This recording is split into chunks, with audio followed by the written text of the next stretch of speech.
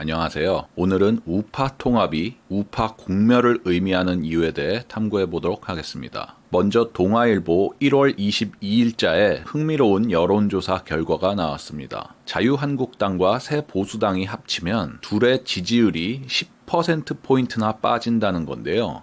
이게 무슨 소리일까요? 여기 보시면 한국당 32%에 새보수당 4%를 더하면 36%가 나와야 할 텐데 25%가 나옵니다. 좀 이상하죠? 이러한 현상이 왜 나타났는지 제가 설명드리겠습니다. 지금 보수우파 성향 국민들을 탄핵에 대한 입장에 따라 크게 두 부류로 나눌 수 있습니다. 하나는 탄핵을 긍정하는 분들이고 다른 하나는 탄핵을 부정하는 분들입니다. 탄핵을 긍정하는 분들은 대체로 보수 통합, 우파 통합을 지지합니다. 통합 우선의 논리는 이렇습니다. 지금 나라의 운명이 풍전등화이다. 탄핵의 억울함 따위로 편갈라 싸울 때가 아니다. 우파가 힘을 합쳐 문재인 정권을 몰아내야 대한민국을 위기로부터 구할 수 있다. 그러니까 명분과 실리 중에서 실리를 택했다고 봐야 합니다. 반대로 탄핵을 부정하는 분들은 명분을 굉장히 중시합니다. 이분들의 논리는 다음과 같습니다. 탄핵은 자유, 인권, 법치가 무너진 사건이다. 탄핵의 잘못을 먼저 바로잡는 길이 나라를 살리는 길이다. 탄핵의 진실을 파헤쳐야 한다. 많은 보수 우파 성향 분들은 나라를 먼저 살리고 봐야 한다는 우파 통합 논리에 더 지지를 보내고 있는 것 같습니다.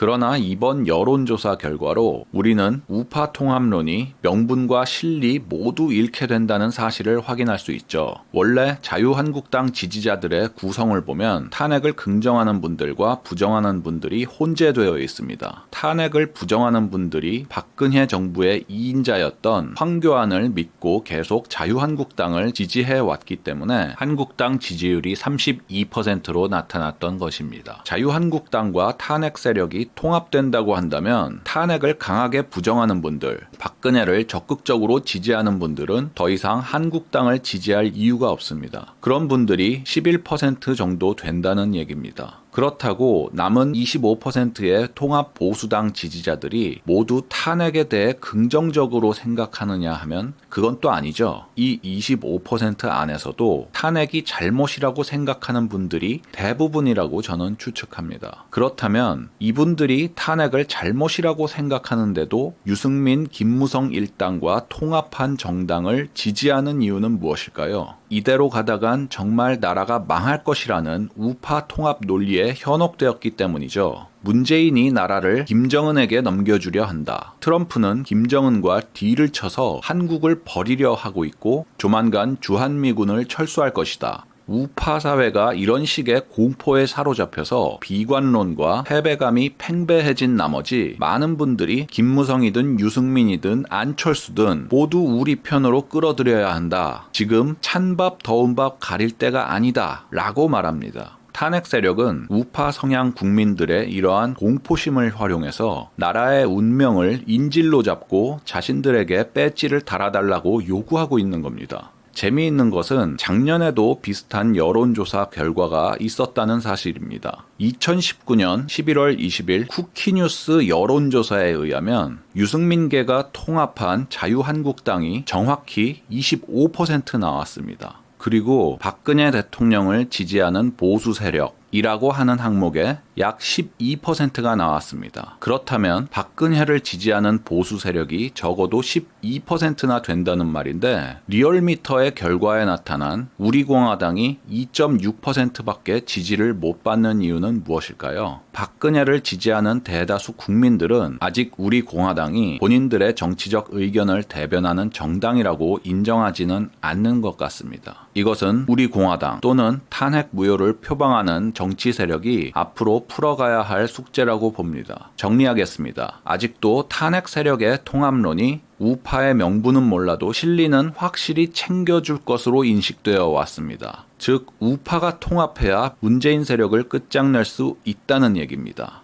하지만 최근의 여론조사 결과로 우파 통합론이 명분과 실리 모두를 잃는다는 사실이 명백하게 드러났습니다. 탄핵 세력이 외치던 보수 통합, 우파 통합론은 허구임이 드러났습니다. 게다가 2016년 총선은 모든 종류의 보수 우파 세력이 통합된 새누리당이 안철수, 박지원계와 분열된 더불어민주당에게도 패하는 결과가 나타났죠. 민주당과 국민의당, 정의당 의석수를 합치면 167석이나 나옵니다. 민주당은 분열되었지만 좌파 전체의 의석수는 확대된 겁니다. 이를테면 좌파 유권자들에게는 본인의 입맛에 맞는 다양한 선택의 기회가 주어진 셈입니다. 대한민국을 사회주의 국가로 만드는 게 민주당 정도로는 좀 모자란다 싶은 극좌 성향 분들은 정의당을 찍을 수 있는 선택의 기회가 있고, 중도 좌파 성향들은 국민의당을 찍을 선택의 기회가 주어진 셈이죠. 만일 민주당이 모든 종류의 좌파 세력을 통합한 정당이었다면 문재인이나 민주당에 별로 호감을 느끼지 않았던 이런 극좌 또는 중도 좌파들이 투표장에 나왔을 것 같습니까? 보수 우파도 마찬가지입니다. 그래서 탄핵 세력과 탄핵 무효 세력이 확실히 갈라서는 것이 우파 세력의 저변을 넓힐 수 있다는 얘기입니다. 무엇보다 탄핵을 부정하는 국민들을 대변하는 정치 세력이 확고하게 자리를 잡으면 민주당은 물론 범좌파 세력을 꺾을 수 있는 기틀을 마련할 수 있습니다. 12%가 적다 하시는 분들이 있는데 12%만 결집해도 지지율로는 3위의 정당이 됩니다. 탄핵을 긍정한다는 것은 부분적으로는 문재인을 긍정한다는 의미가 있지만 탄핵을 부정하는 것은 문재인을 완전히 부정한다는 뜻입니다. 문재인 타도의 진수는 탄핵 무효에 있습니다. 문재인 정권 창출의 1등 공신이 탄핵 세력임을 입증하는 박지원 씨의 증언을 보여드리면서 본편을 마무리하겠습니다. 감사합니다. 그래서 우상호, 노회찬, 박지원 이 세 사람이 뭉쳐서 새누리당 격파작전을 하자, 새누리당 격파작전을 하자, 새누리당 격파작전을 하자. 특히 제가 김무성 대표하고 만나서 내가 20표가 필요하거든요. 그래서 안전하게 40표 달라 했더니 저한테 형님 40표 됐습니다. 시작한 거예요. 그런데 나중에 보니까는 이 분위기가 좋아져가지고 60표 이상 확보됐다. 이렇게 해가지고 표결을 했는데 62표 차로 탄핵이 가결됐지 않습니까? 그리고 탄핵을 한 것은 김무성이 금메달이고 박지원이 은메달이다. 거기가 아니었으면 없었어요. 거기가 아니었으면 없었어요. 거기가 아니었으면 없었어요.